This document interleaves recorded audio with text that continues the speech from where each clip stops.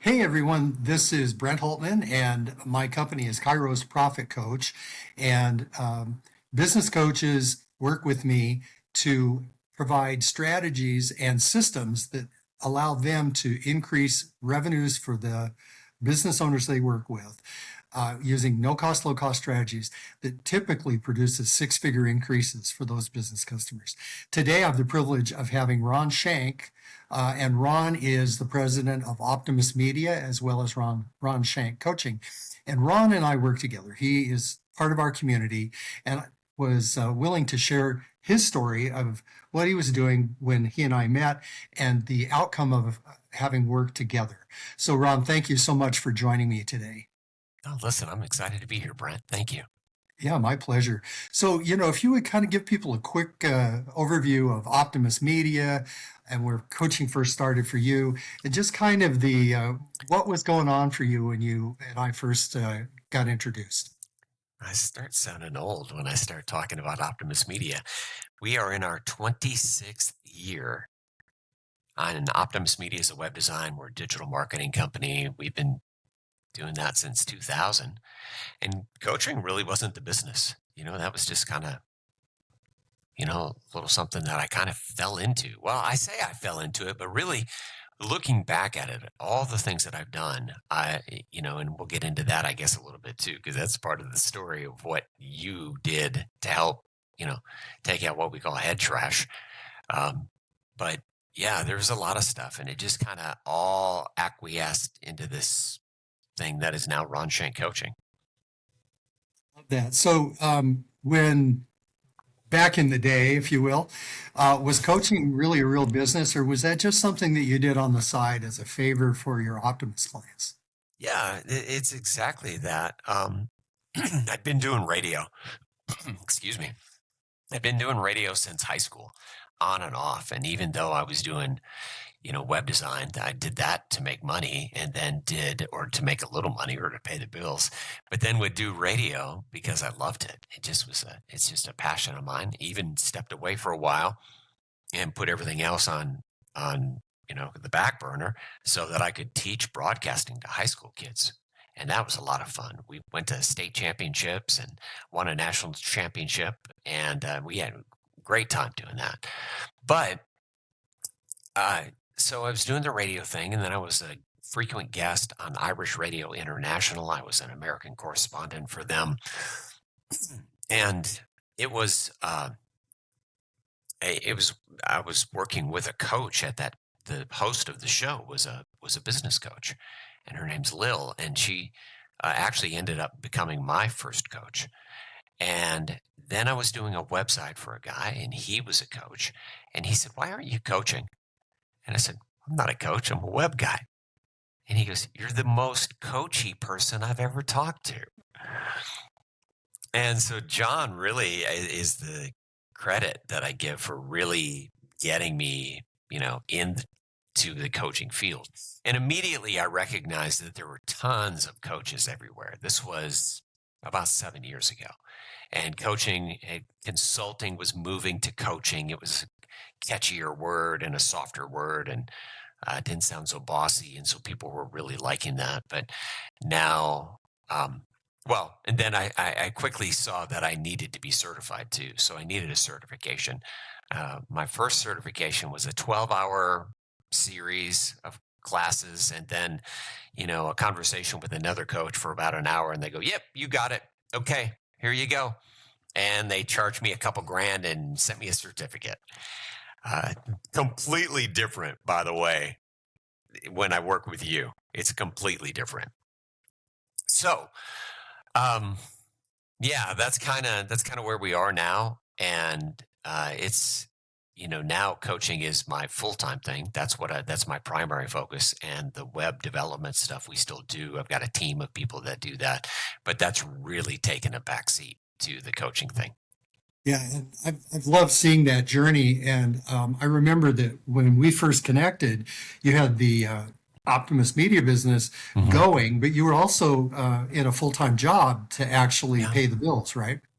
Yeah, yeah. Well, for insurance purposes. Yeah, yeah. Oh, Because if okay. you're a solopreneur, yeah. So the coaching thing was feast or famine. Not the coaching. Well, the coaching thing was too. The coaching was just kind of a hobby, but the web development thing was feast or famine. You had to constantly be out there, you know, beating the bushes. Now you can turn it around pretty quickly. You can, but it wasn't, it was low six figures, at its best. But anyway. So then what did your typical day look like at that point? You had the full-time job, which was pretty demanding because you were president of a caviar company, right? So in the most latest version, sure. So if you go all the way back, so I did make Optimus Media my full-time gig for several years. But then I would get pulled back. I got pulled back into radio and actually commuted 90 minutes to be the director of a music radio network. And we were on 72 stations. I was part of the morning show. We had just such a great time. But I was driving and I was listening to Dave Ramsey one day. And he said, hey, listen, if money's tight, and radio, by the way, does not pay very well until you get way up there. But I was driving, and Dave Ramsey had said, "Hey, you need a little extra money. Get a part-time job for a while. Pay down some debt. You can get a part-time job, 3 hours a night. And be fine." And I went, 3 hours? I'm driving 3 hours a day. Oh, I'm just wasting money. And so, anyway, it was one of those little light bulb moments that said, I got to do something else. And then, so I taught high school for a while. That was fun, like I said. And then I had the hobby coaching thing over on the side. And that's really all it was. It was just a hobby, just kind of an add-on service. If somebody wanted it, cool, I'd do it. But I had no systems. I didn't have my strategies figured out and systematic. And it just needed a lot of work. But in that process and through, I made a connection with the guys who bought the caviar company, and they said, "Hey, come run our caviar company." I said, "I don't know anything about caviar. What are you talking about?" They said, "You'll learn. You'll learn. You'll know business, and we know you. You'll know more in 6 months than we do." And I told them no a couple times, and then on the third time, they just kind of made me an offer that I couldn't refuse, and so I did that for about 4 years. But also that same kind of light bulb moment, I said, I'm working every holiday and I'm working 40 plus hours a week and I'm working for somebody else's dream instead of my own. I wasn't building my own legacy. I was building somebody else's. And I think every entrepreneur out there has that little voice in them that says, you need to be putting yourself first. Or your family first, actually.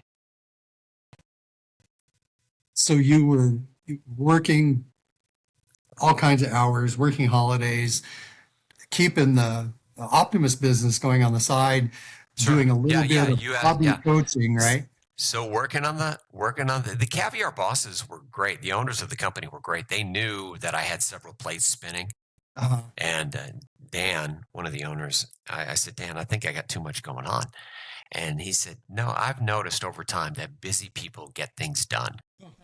And you know what? That tends to be very true. If you're busy, and you can funnel that and strategize. And so I did. I implemented a lot of strategies that I still use with my own clients today.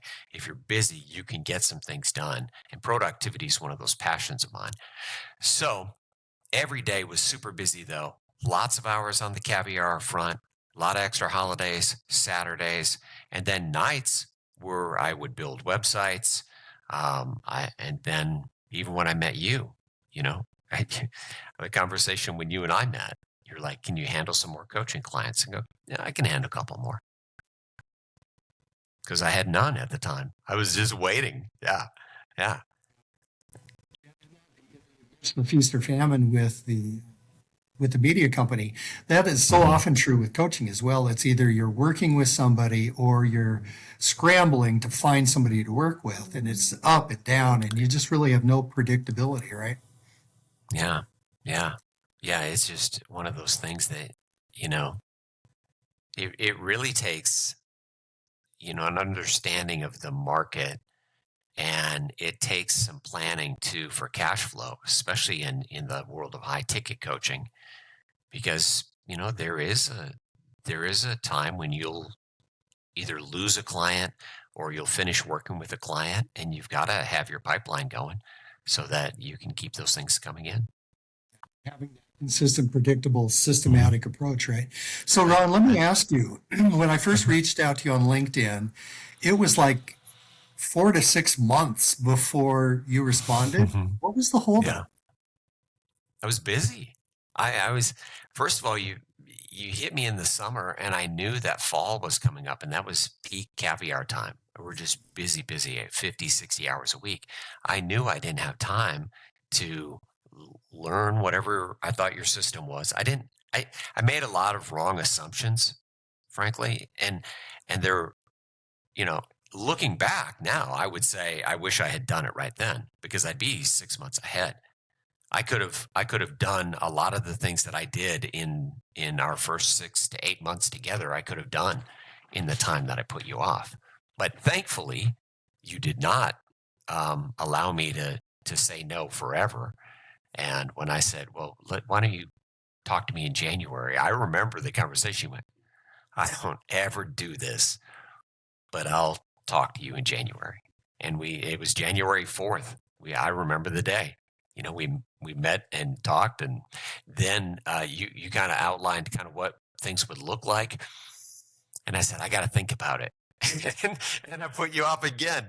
And I called Lil, my coach at the time, and I said, "Hey, I want you to watch this recording of this conversation I had with this other coach." She said, "Why?" I said, "Because I want you to see if there's anything I'm missing, any holes in it. This is something I'm thinking about doing." And, he thinks he can really, elevate my coaching practice. And she said, I don't need to watch that. You know the answer. You'd know if there were any red flags. You're just afraid." And I don't know if you have anybody in your life that will speak truth to you, just blunt truth, but everybody needs somebody like that in their life. That's the best part about coaching. Having somebody who says, "Hey," and you did that when you became my coach. You said several things to me that really caused not only the revenue in my coaching business to probably 5x, but business in Optimus Media, my web development income is up 300% because of conversations that you had with me one day. That's really good to hear. Yeah. And Ron, I You're really not getting a appreciate commission either. Sorry. and I really appreciate that you shared all that, because that's being open and honest and vulnerable. But really, I saw where you could be, and I saw the challenges that you were really buried in, and I did make that exception because I just felt like I wanted to be with you and support you to get to where you could say yes to yourself, and for you to get to the place to recognize what it was that you needed to accomplish your goals, right? Yeah, I hate that it took me so long though. But I am thankful that you saw that. And I think now that I'm on the other side of that, and I talk to people regularly who also are kind of where I was 2 years ago. And now, and you're like, you want to grab them, pull them through the screen and say, "Hey, come on." But, you can't care more about somebody else's business than they do. So But true. when you see the potential in people, and you see that if they just would take a little step here, take a little step of faith, and then have the support behind them, it's a game changer. So, what was the first thing that changed for you once we started working together?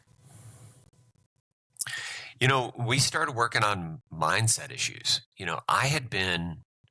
My rates were really, across the board. Even what I was charging for web design was a 20-year-old model. What I was charging for coaching was at that stay-at-home mom life coach zone instead of professional business coaching. I was not charging for the value.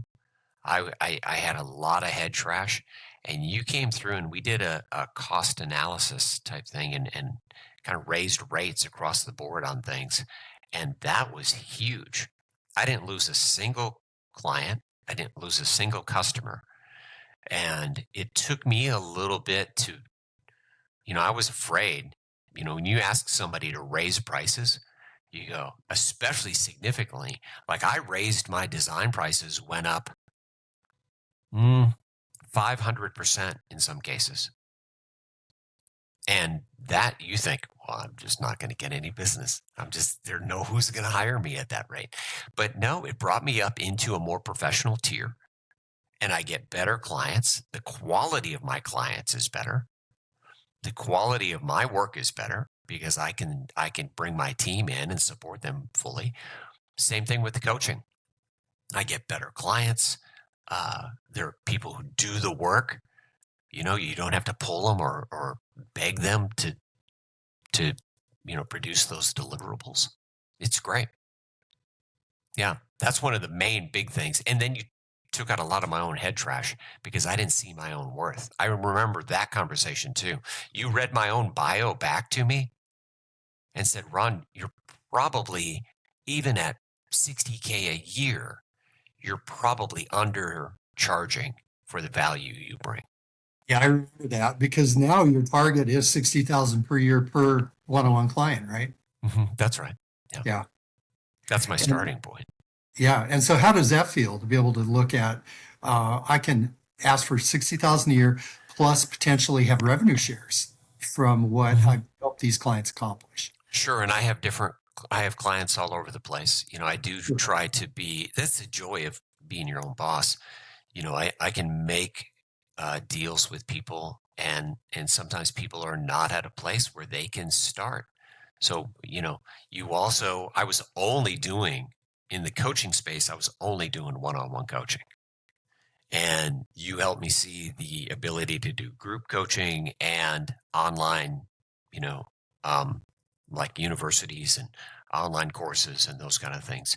And so you've really set up some things for me or helped me set up some things that, are really evergreen. Having that ability to have income independent of the hours that you're investing, right? Yeah. That's the next big step for me. So is moving some of those things. And, I'm kind of getting into a growth phase right now that, the one-on-one time is kind of tapped out. Like I really only have room for one, maybe two more clients.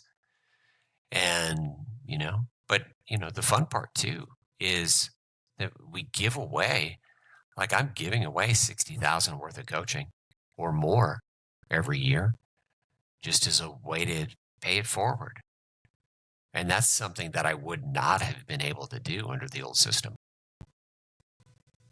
Yeah, I love that. And, I know that you use a lot of what we have available, what we've worked on together Sure. with Optimus Media and with your coaching business. And of course, it's the foundation of what you use with your clients, right? So can you Right. give me an example of what that looks like with a client? Yeah, it's custom per client. Uh-huh. We've got over 20 strategies that we implement. Most of the time with business owners, we either hit the they'll have a marketing messaging problem and we'll hit that pretty soon. But usually if you ask somebody, like I need them to commit to 2 to 4 hours a week. When you ask people that who are super busy that are working 60 plus hours, they're like, I can't do that. But one of the first things we do is create that time. And in fact, one of my clients last week just told me, he's one of my newer clients, and said, this has been a lifesaver for me. I am so much more relaxed. You've brought my stress down probably 100% because now I'm in charge of my schedule. And it was just such a great thing. Yeah. So that's that, and cost cutting. Some of the same things you worked with me. Sure. I Yeah. work with now with my own clients and say, hey, look, what do we charge them? What's the ROI? Most people don't know the ROI of their individual products. Point. They just, yeah. Okay. And having these consistent, predictable strategies with implementation. So it's not just theory. I'm hearing from you that really is what gets those raving fan testimonies, right? Oh yeah. Yeah. If, one guy, one of my first clients, we found $5,000 in expenses, and we cut those in that first month. And he was overjoyed. It was a great, he's like, wow. And I wasn't even charging him $5,000 a month at the time. So that's a heck of a return on investment for him, isn't it? Yeah. Immediate return on investment. Yeah. So Ron, this has been really great, and I really enjoy connecting with you. But since we've got up to a little over 20 minutes here, let me land this with this question. If somebody listening right now is sitting on a message from me, like you sat on mine, message to you, what would you say to them? I'd if I could go back and talk to myself, send a fax from future Ron, I would just say, get started. Get over it. I'll tell you the same thing that Lil told me. You're just afraid. There's a proven system that's produced multiple six-figure coaches time and time again. And you can tap into that. You do have to be teachable. You do have to do the work. But if you're teachable, if you'll do the work, you'll have success. So what are you afraid of? Get started. Excellent. Thank you so much, Ron. It's been a pleasure. You're welcome. Did I get paid for that? That was a pretty strong endorsement. Well, yeah, you're making all kinds of money. That's a good point. Yeah. You're right. Okay. Touche. All right. Thank you. Thanks, Brent.